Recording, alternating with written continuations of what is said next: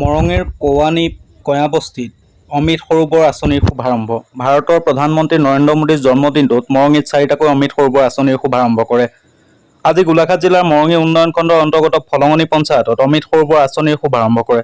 কৌৱানী পাহাৰ লাইনৰ কয়াবস্তিত শুভাৰম্ভ কৰে অমৃত সৰোবৰ আঁচনিৰ কাম।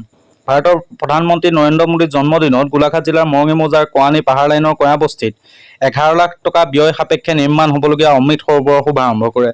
মৰঙী উন্নয়ন খণ্ডৰ খণ্ড উন্নয়ন বিষয়া নীপজ্যোতি পাটিৰে শুভাৰম্ভ কৰে অমৃত সৰোবৰৰ কাম। আজি মৰঙী মৌজাৰ মুঠ 4টাকৈ অমৃত সৰোবৰ শুভাৰম্ভ কৰে বিষয়াগৰাকীয়ে। উক্ত অনুষ্ঠানত ফলঙনি গাঁও পঞ্চায়তৰ সভাপতি কন্দৰ্প গগৈ, আঞ্চলিক সদস্যা ৰূপজ্যোতি দত্ত, বিজেপি কৃষক মৰ্চাৰ মৰঙী মণ্ডলৰ সভানেত্ৰী লিপিকা বৰা উপস্থিত থাকে। সব ফালৰ পৰা আমাৰ শুভ দিন, গতিকে খুব শুভ দিন এটাত আমি গোট খাইছোঁ।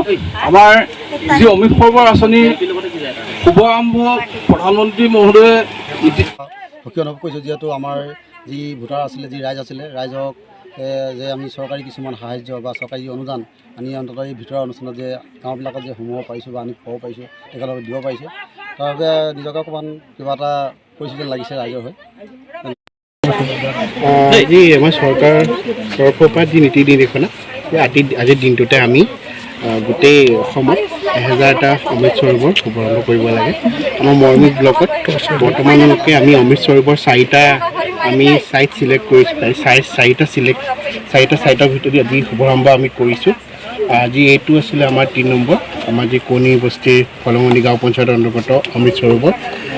আজি এই দিনটো এটা মহত্বপূৰ্ণ, কিয়নো আজিৰ দিনটো আমাৰ প্ৰধানমন্ত্ৰী ডাঙৰীয়াৰ জন্মদিন, সেইটো এটা, আৰু লগতে বিশ্বকৰ্মা পূজা, দুটাই আমাৰ কাৰণে এটা মহত্বৰ দিন। গতিকে এই দিনত আমি শুভাৰম্ভ কৰিবলৈ পাই অত্যন্ত গৌৰৱবোধ কৰিছোঁ।